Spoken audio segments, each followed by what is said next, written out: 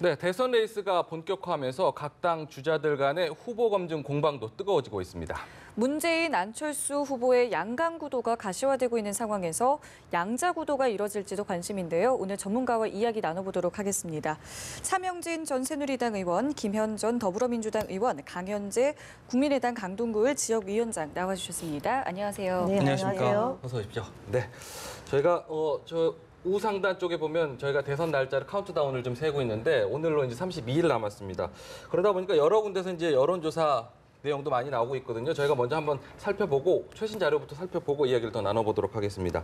프레시안과 리서치뷰가 오늘자로 발표한 내용입니다. 19대 대선 5자 대결로 치러졌을 때 가정에서 여론조사 내용을 살펴봤는데요. 더불어민주당 문재인 후보 42.4%, 국민의당 안철수 후보 35.1%, 자유한국당 홍준표 후보가 10.3%, 바른정당 유승민 후보 2.5%, 정의당 심상정 후보 2.2% 지지를 받고 있는 것으로 나타났습니다. 이런 가운데서 지금 단일화 문제 이렇게 이야기도 계속 나오고 있는데요. 3자 구도로 만약에 치러진다고 봤을 때 더불어민주당 문재인 후보 44.9%, 국민의당 안철수 후보가 38.9% 지지를 받는 것으로 나타났고요. 홍준표 후보로 단일화됐을 때를 가정한 겁니다. 유승민 후보로 보수 후보가 단일화됐을 경우 문재인 후보 45.2%, 국민의당 안철수 후보 36.3%로 홍준표 후보로 단일화가 됐을 경우보다는 유승민 후보로 단일화가 됐을 때 문재인 후보가 좀 앞섰고 홍준표 후보로 당선됐을 때보다는 격차가 조금 벌어지는 모습을 좀 보였습니다.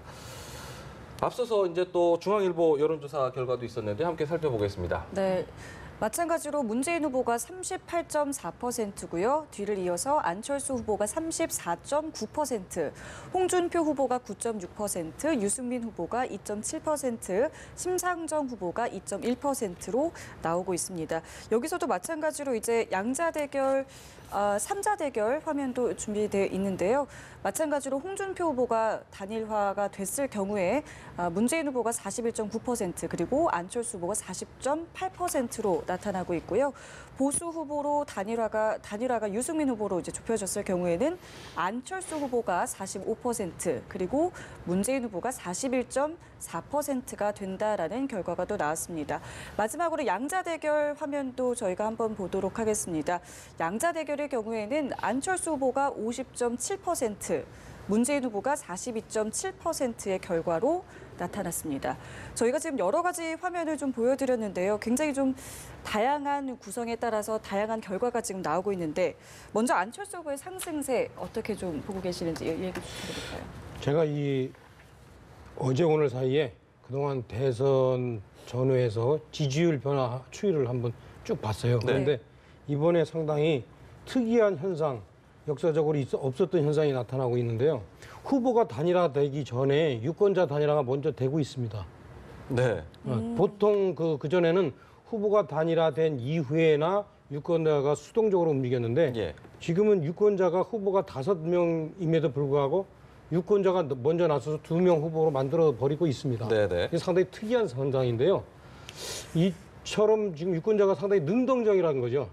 능동적이기 때문에 앞으로 상당히 이 추세가 제가 볼 때는 불안하다. 많은 전문가들이 얘기하는데 이 전문가들이 이런 현상을 이미 예측을 못했듯이 앞으로 예측도 제가 볼 때는 틀렸어요. 이 유권자가 그만큼 능동적이기 때문에 이 추세는 상당히 계속 갈 거다.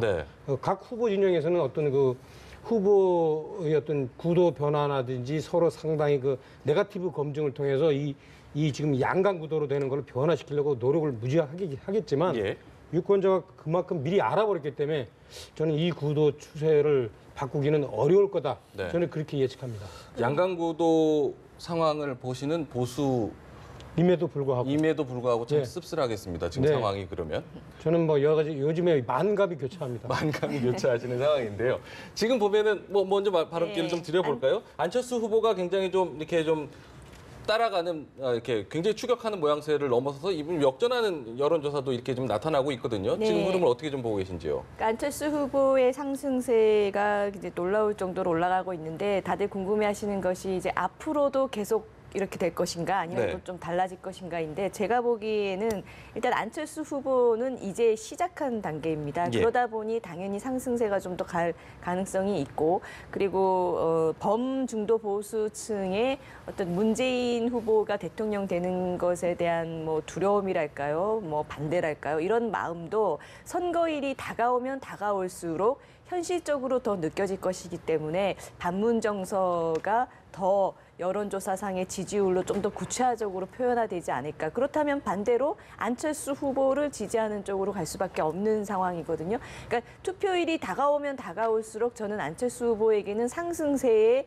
여러 가지 조건들이 더 많이 있다라고 보여지고요. 그리고 이 문재인 후보 같은 경우에는 뭐 지난 민주당 경선을 통해서도 외연 확장이라고 할 수 있는 같은 당의 후보들 표도 흡수를 사실상 실패했다라고 보여지거든요. 그런 면에서 또 이제 진보 진영이 똘똘 뭉치는 그런 효과는 투표일이 다가오면 있겠지만 결국은 그것이 외연 확장에는 실패를 하면서 아마 한계치를 드러내지 않을까. 그리고 결국은 이번 선거에서는 범중도 보수를 지지했던 사람들이 어디로 갈까의 문제잖아요. 사실 정통 보수당과 후보에게는 갈 수가 없어진 상황이 됐죠. 그러니까 가서 그 후보가 안 되는 것까지는 좋아요. 네. 안 돼도 나는 보수니까 보수 찍겠다 네. 할 수가 있는 건데 지금 이 선거판에서는 그 보수 후보가 안 되는 게 아니라 자신들이 원치 않는 민주당의 문재인 후보가 당선까지 되는 그 결과까지 감수할 수 있어야만이 원하는 후보를 마음대로 찍는 상황이 됐기 때문에 과연 보수가 이번만큼은 어떤 전략적 선택을 할 수밖에 없지 않나. 예. 그것이 투표일이 다가오면서 여론조사 지지율 상으로도 점점 더 안철수 후보의 그 상승세로 나타날 거라고 봅니다. 네. 어떻게 보시나요? 지금 문재인 후보의 지지율이 이재명 후보나 안희정 후보의 그 지지율을 흡수하지 못했고 실패했다고 하는데 그건 사실이 아니고 왜곡하는 겁니다. 왜냐하면 저희가 당내 경선할 때 문재인 후보의 지지율이 30%대였고요. 네. 지금 여론조사상 나오는 수치가 42.4%라고 한다면 네. 기본적으로 13% 정도가 이제 올랐다고 올랐다는 봐야죠. 거죠. 그럼 예. 13%의 지지율이 어디서 나왔냐? 그럼 결과적으로 안희정 후보와 그다음에 이재명 후보를 지지했던 분들의 지지가 반영이 된 거다라고 봐야 됩니다. 네. 그리고 지금 오늘 아침에 오전 10시에 안희정 도지사를 만났고요. 그다음에 오늘 오후에 이재명 후보를 만날 겁니다. 그리고 내일 후보들과 다 만나서 이제 호프데이를 하기로 했기 때문에 일단 저희는 그러니까 치열한 경쟁을 통해서 후보가 확정이 됐고 네. 이 지지자들이 결집하는 것은 경선이 끝난 지 한 3, 4일 지나야지만 다시 응집이 됩니다. 그래서 주말을 경과하고서는 문 후보의 지지율이 또 오를 거라고 보고요. 네. 지금 안철수 후보의 지지율은 거의 임계점에 다 올랐다라고 봐야 됩니다. 그리고 홍준표 후보나 유승민 후보가 완주를 하겠다라는 입장을 밝혔기 때문에 3자 대결이나 아니면 4자 대결 또는 5자 대결까지 가는 것을 놓고 여론조사를 해야지 되는데 양강 구도가 뭐 얘기는 할 수 있겠지만 그리고 양자 구도를 갖고 여론조사는 할 수는 있겠지만 그것은 정확한 현재 상황을 반영한 것이 아니라 왜곡된 여론조사다라는 점을 다시 한번 말씀을 드립니다. 네. 지금 잠시만 말씀하실 게 있으신가요? 제 3자 입장에서 봤을 때 예. 제3자 입장이 제일 중요하죠. 문재인 후보의 그 확장성이 끝났느냐 아니면 더 될 거냐. 네. 이것은 반은 맞고 반은 틀려요. 네. 일단은 그동안 문재인 후보가 흡수한 표가 사실은 안희정 지사 표의 일부이지만 대부분은 보수 표거든요. 따라서 이 문재인 후보 표가 안희정 내지는 이재명 후보의 표를 흡수했다라는 얘기는 반은 맞고 반은 틀린 거고. 네, 네. 근데 앞으로 어떻게 될 것인가 이 부분에 대해서도 제가 볼 때 이렇습니다. 앞으로 문재인 후보가 더 흡수할 수 있는 여지는 네. 좀 이런 얘기 하기면 좀 과하지만 심상정 후보 있죠? 예. 그 후보 표를 더 흡수할 가능성이 커요. 네. 위기감을 느끼기 때문에 문재인 후보 중심으로 결집을 할 겁니다. 아마 네. 심상정 후보도 후보 단일화 압력을 받을 겁니다. 네. 하지만 그 이상 중도로 가는 것은 문재인 후보가 박정희, 이승만 묘소를 방문하고 안희정 후보를 방문했음에도 불구하고 네. 이분에 대해서 조금 아까 얘기했듯이 주로 이 현재 표의 어떤 전략적 결정권을 가진 부분이 주로 그 보수 표인데 네. 보수 입장에서 보면은 이분이 사실은 그렇게 지금 중도로 가는 행동을 하더라도 사실은 솔직히 신뢰가 안 가거든요. 네. 그래서 이 부분은 아마 한계가 있을 겁니다. 네, 네. 지금 뭐 말씀하셨는데 저희가 이제 최신 여론조사 내용 또 하나가 지금 오늘 갤럽 여론조사가 보통 금요일 날 발표되는 게 있는데 이것도 한번 살펴보죠. 더불어민주당 문재인 후보가 38%를 기록해서 7%포인트 상승을 했습니다. 국민의당 안철수 후보 35%를 기록해서 16%포인트가 상승을 했고요. 홍준표 후보 7%, 유승민 후보 4%, 심상정 후보 3%를 기록했습니다. 대부분 다 이제 그 후보들이 결정이 되면서 대부분 다 올라갔습니다. 네. 모두 다 정리가 됐습니다. 네. 각 당에서 이제 경쟁하던 주자들 걸 다 끌어모았다고 보는데 말씀하신 대로 유독 많이 오른 국민의당 안철수 후보 16%포인트가 올랐습니다. 물론 당내 경선 주자들의 것을 다 모았다라고 합산하기엔 좀 많이 올랐습니다. 그렇다면 외부에서 이제 끌어모았다라는 얘기인데 이 부분에 대해서 이제 계속 이야기가 오고 가는 것 아니겠습니까? 예, 그래서 앞서서 아까 뭐 민주당 경선 결과의 표를 문재인 후보가 다 흡수했냐 못했냐 얘기가 나왔는데 물론 네. 일부는 흡수하셨겠지만 아시다시피 그 경선 끝나기 전에 문재인 후보, 안희정 후보, 이재명 후보 다 이렇게 있었을 때 문재인 후보님, 안희정 후보님, 이재명 후보님 3명을 합친 지지율은 60%에 육박했습니다. 네. 그래서 이번에는 민주당 후보가 대통령이 될 수밖에 없지 않느냐, 뭐 대세 이미 선거 끝났다 이런 얘기까지 나올 정도로요. 한 당의 후보가 60%니까 합치면. 그런데 경선이 끝났더니 문재인 후보께서 40% 초반 정도의 효과라서 기존의 30% 후반에서 몇 프로 오르지 않았어요. 60%가 거의 3분의 1로 줄어든 상황이 됐거든요. 그리고 지금 이제 갤럽 조사가 사실 의미가 있는 것이 오자구도, 그러니까 현재 나와 있는 현실적으로 각 당에 나와 있는 후보들을 그대로 간다라고 했을 때 여론조사이기 때문에 현실에 가장 맞는 여론조사인데 이 오자구도에서도 보시면은 문재인 후보와 안철수 후보가 한 3% 차이입니다. 그 정도면 이제 오차범위 내라고 할 수도 있고 또 이 오자의 지지율을 다 합쳐도 지금 보시면 87%밖에 안 돼요. 결국 무응답 내지는 아직 모름이 13%가 남아있다는 뜻이거든요. 네. 그리고 문재인 후보와 안철수 후보 차이는 3%에 불과하고.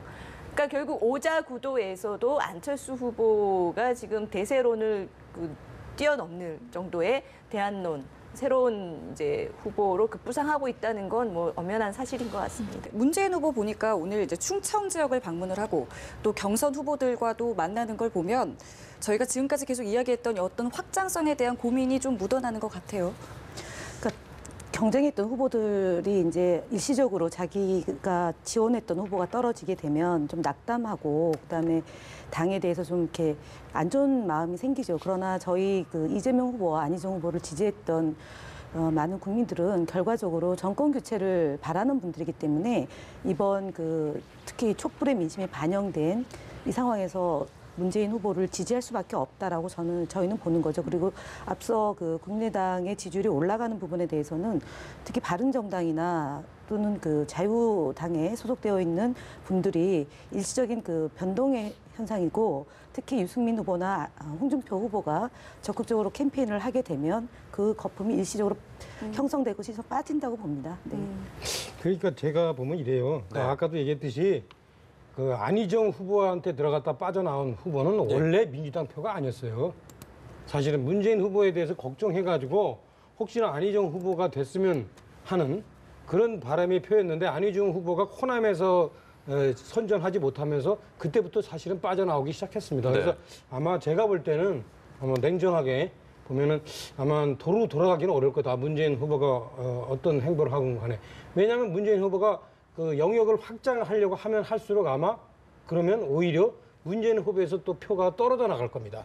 이건 마치 친박 후보들이 어떤 박근혜 대통령에 대한 일방적 믿음, 신뢰 이런 것을 버릴 수 없는 것과 같이 문재인 후보는 제가 볼 때 굴레일 것 같아요. 네. 그런데 이제 여기서 한 말씀 더 드리면 안철수 후보도 제가 볼 때는 지금 마치 이렇게 지금 나가는 추세가 곧 문재인 후보를 거의 극복할 수 있는 따라잡을 수 있는 역적할 수 있는 것 같이 얘기하는데 제가 볼 때는 또 그렇지 않아요. 지금 현재 남아있는 표들 다시 말하면 보수에서 안철수 후보한테 가지 않는 표들은 그야말로 정말 아주 골수표거든요. 그런 부분들의 표를 끌어들이기가 그렇게 쉽지 않을 거다. 네네. 않을 건데 그 현재까지는 제가 보면은 그냥 거저 먹으려고 그러는 길목을 지켜서 그런 것이기 때문에 안철수 후보도 지금 제가 볼 때는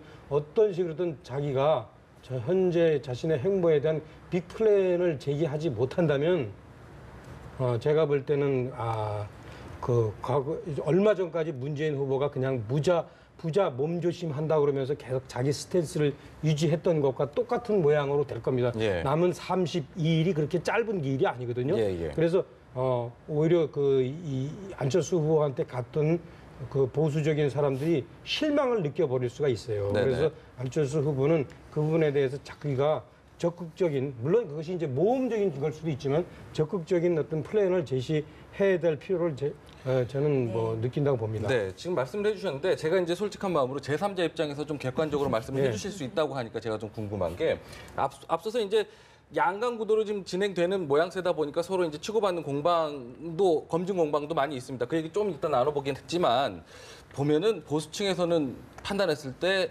문재인 후보는 미워하잖아요. 안철수 후보 같은 경우는 좀 불안해하잖아요. 뭐 이런 얘기들이 있습니다. 그렇죠. 네. 솔직한 심정에서 보수표에서 찍는다면 불안한 쪽으로 갈까요? 미운 쪽으로 갈까요? 이게 이제 문재인 후보가 이제 본인이 자꾸 이렇게 우편향을 하려고 그렇게 중도를 좀 껴안으려고 노력을 하면서도 본인도 모르게 불쑥불쑥 튀어나오는 말들이 있어요. 네. 이게 뭐냐면 적폐청산이라는 말 안 하다가 어느 날 갑자기 엊그저께 적폐연대라는 얘기를 합니다. 예. 이 적폐라는 말을 그냥 갖고 있어요.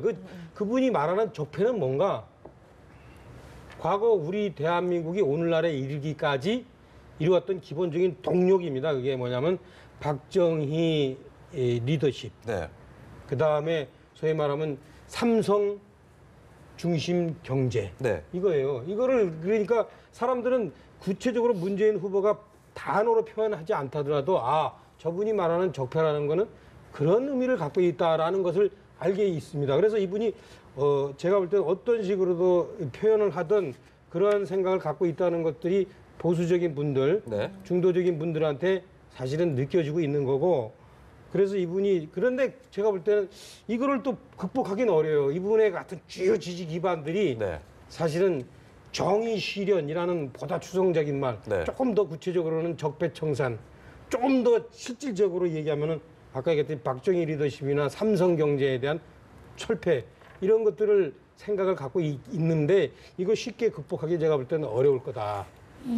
저 네. 두 가지 정도만 짧게 말씀을 드리면 지금 방금 말씀하신 부분에 이제 적폐청산이고 심지어 이제 안철수 후보까지도 적폐연대 이렇게 자꾸 프레임을 씌운다고 저희는 생각하는데 문재인 후보께서 지금 외연 확장 고민을 많이 하시잖아요. 저는 이런 측면도 있는 것 같습니다. 그러니까 문재인 후보나 그 문재인 후보를 극렬하게 지지하는 사람들이 그 일반 국민들에게 주는 이미지는 본인들은 완벽한 선이고 본인들에게 동조하지 않는 사람들은 악이거나 나쁜 사람이거나 청산의 대상, 대청소의 대상 이렇게 극단적으로 분리하고 그 비판하고 선악으로 가르는 그런 느낌을 많이 주고 있습니다. 그런 상황, 세상은 어쨌건 간에 사람이건 세상이건 100% 깨끗하고 100% 더러운 거는 없다고 저는 보거든요. 그리고 지금 문재인 후보께서는 그 적폐청산, 본인이 선이다라는 것이 왜 수긍이 되지 않냐면 본인 역시 노무현 대통령 정권의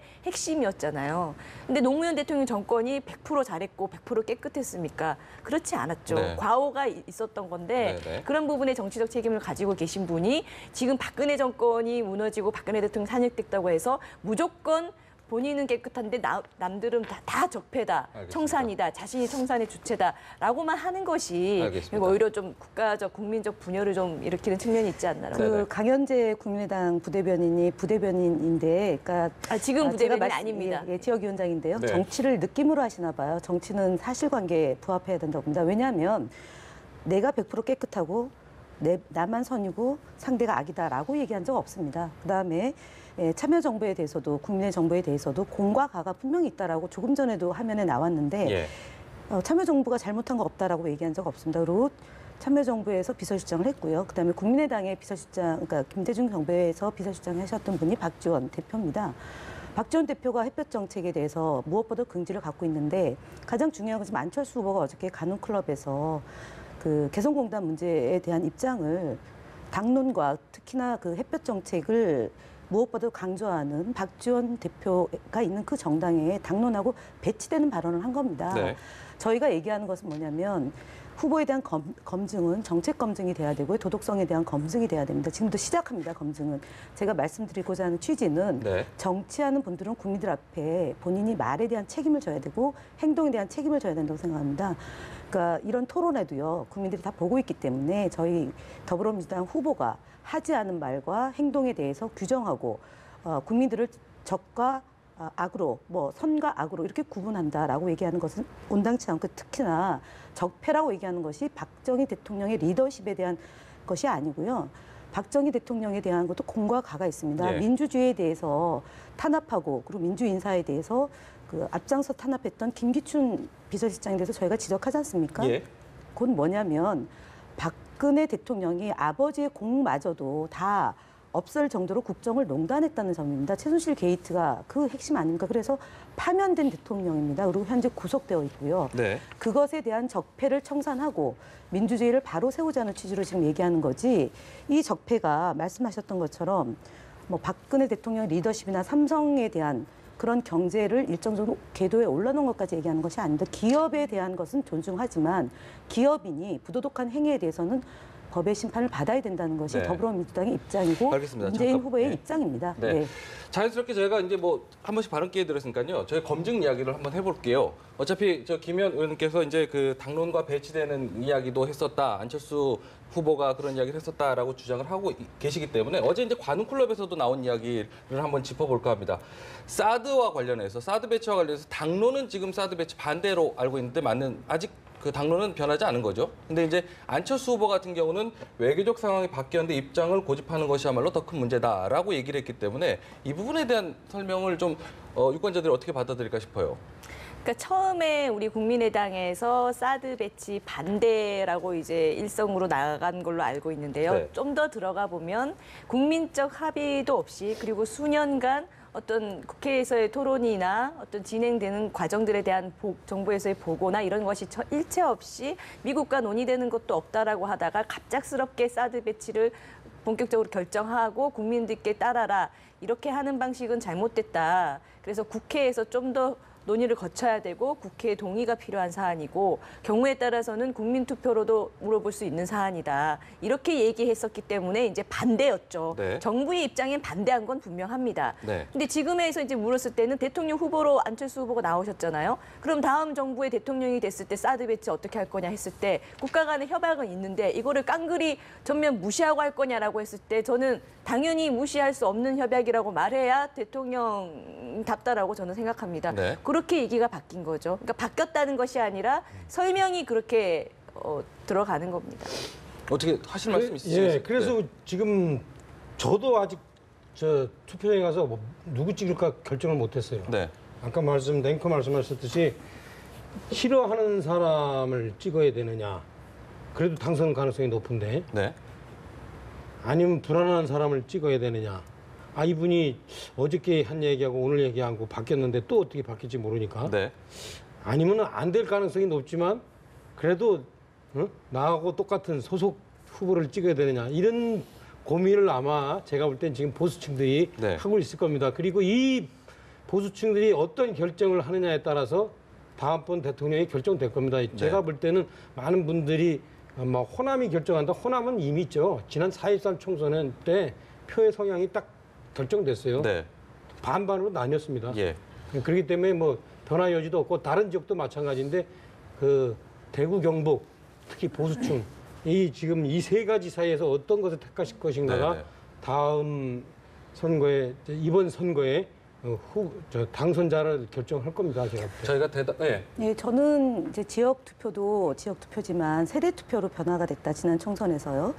그러니까 40대, 50대 중반, 후반까지 이제 이분들이 개혁성과 좀 진보성을 갖고 있는 거고 60대 후반으로 넘어갈수록 이제 소위 말한 보수적인 그런 투표 성향이 지난 총선 때 나타난 결과이기 때문에 저는 지금 앞서 얘기했던 차명진 의원님 얘기하셨던 지역이 또는 보수가 어떻게 표를 좌우하느냐보다는 세대 성향이 뛰어날 거라고, 그러니까 그게 더 봐야 된다고 보고요. 네. 특히나 이 국가를 안정적으로 운영할 수 있느냐의 문제, 아까 불안이냐 미워하는 거냐라는 건데 매우 지금 불안한 상황이지 않습니까? 경제 문제도 그렇고 안보 문제도 그렇고 또 외교 문제도 그렇고 그래서 국정 운영을 원활하게 할 수 있는 정당과 후보가 어디냐가 아마 이번 투표의 가장 중요한 포인트가 될 것 같습니다. 왜냐 네. 또 하나는 실제로 40석의 초미니 정당이 과연 국정을 안정적으로 이끌어 갈 수 있느냐. 그러면 결국은 저희 민주당하고는 개혁연대는 안 한다는 입장이고요. 바른당이나 또는 이제 자유당 쪽하고의 이 관계 개선을 하기 위해서 그동안 가졌던 그 노선도 바뀌고 그 캠페인도 바뀌어 나가고 그다음에 공약도 바뀌는 거 아닙니까? 지금 안철수 후보가. 그렇기 때문에 지금 국민들이 볼 때 과연 그러니까 가능성이 높은 정당과 세력이 어디냐도 중요하고 그다음에 공약을 놓고 정책을 놓고 대한민국의 미래 비전에 부합한 것이 무엇인가에 대한 판단을 갖고 가지 않을까 싶습니다. 네. 남은 기간 동안. 네. 다음 질문을 좀 드려본다면요. 그 문재인 후보 입장에서도 이제 검증될 부분이 있는데요. 네. 그동안에 이제 대통령, 그 노 전 대통령 사돈 음주 의혹, 뭐 여러 가지, 또 아들 특혜 의혹, 명확하게 설명할 수 있는 기회가 굉장히 많고 있는데 불구하고 명확하게 답을 못 내놓고 있다는 얘기가 있습니다. 특히 또 한 가지 같은 경우는 그 필적 감정 요구도 하고 있지 않습니까? 받아봐라 그러면 되는 거 아닙니까? 왜 이렇게 좀 명확한 답을 못 내놓고 계속해서 끌려다니는 모양새를 취하는지도 궁금합니다. 끌려다닌다기보다는요. 그동안 이제 여러 차례에 걸쳐서 팩트를 확인했는데 네. 예, 보고자 하지 않는 분들이 계속 의혹을 제기하고 있는 것 같습니다. 그러니까 필적 감정을 얘기하는데 사실은 뭐 10일인데 뭐 4 뭐 이렇게 했다고 하는 거 아닙니까? 주장주의일 뿐이고 그럼 그분이 필적 감정 의뢰를 하셔가지고 사실이 아니다라고 명확히 밝히면 되는데 그렇지 않다라고만 계속 주장하지 않습니까? 일단은 2007년도에 문제가 이미 한 번의 검증이 있었고요. 지난 대선에도 검증을 했음에도 불구하고 아무 문제가 없다라는 게 당시의 결론이기 때문에 그 부분에 대해서는 더 이상 논할 가치가 없다라고 봅니다. 그다음에 이제 그 노무현 대통령 노무현 대통령의 사돈의 그 음주 문제는요, 2003년도 4월에 있었던 일이고 그것을 알게 된 건 2006년입니다. 그래서 그때 당시에 조사를 담당했던 행정관은 지금 고인이 돼서 네. 암 투병하다 고인이 됐습니다. 그래서 일방적으로 지금 주의 주장이 있는 건데 민정수석이 관여해야 될 사안과 민정비서관 수준에서 관여해야 될 상황이 있습니다. 그래서 이거를 마치 현재의 정부의 그런 국정농단 사태랑 비교하는 것은 사실은 저는 좀 언어도단이다라고 봅니다. 네. 그러니까 시청자들께서 지금 당황하실 텐데요. 필적 감정 얘기 나오니까 이거는 이제 2007년도에 당시에 민정수석이던 문재인 현 후보의 아들분이 고용정보원에 사실은 특혜로 입사한 거 아니냐라는 의혹이 있으면서 그 특혜를 의혹해 하는 한 근거가 지금 뭐냐면 입사 원서의 필적이 다르다. 그렇죠. 본인이 아니고 다른 사람이 내준 거 아니냐. 이런 이제 문제가 돼서 이제 필적에 대해서 실제 자유한국당의 심재철 국회 부의장은 필적 감정도 해가지고 이게 자기 필적이 아니다라는 이제 문제 제기를 한 적이 있습니다. 네. 그 문제에 관한 얘기고요. 네. 하여튼 문재인 후보가 정말로 제가 볼 때는 자꾸 지금 본인과 관련된 여러 가지 얘기를 하면서 오히려 자꾸 제가 볼 땐 자충수에 빠지는 그런 모양들이 자꾸 보여져요. 네. 이게 예컨대 이거 그 당시에 2007년 이후에 그야말로 이명박 정부, 박근혜 정부 동안에 계속 문제 제기되고 검증된 건데 왜 또 제기하냐 이렇게 얘기하는데 그 얘기는 마치 박근혜 전 대통령이 나하고 최태민 씨 관계에 대해서 그 전 정권에서 몇 번 다 뒤를 뒤졌는데 아무 문제 없지 않느냐 네. 하는 얘기를 사람들한테 이렇게 그냥 표행 이론으로 이렇게 느끼게 하는 겁니다. 그래서 그런 문제에 대해서는 좀 해명할 때 오히려 좀 적극적으로 해명하실 필요가 있습니다. 박항 위원장님께 좀 드려야 될 것 같아요. 네.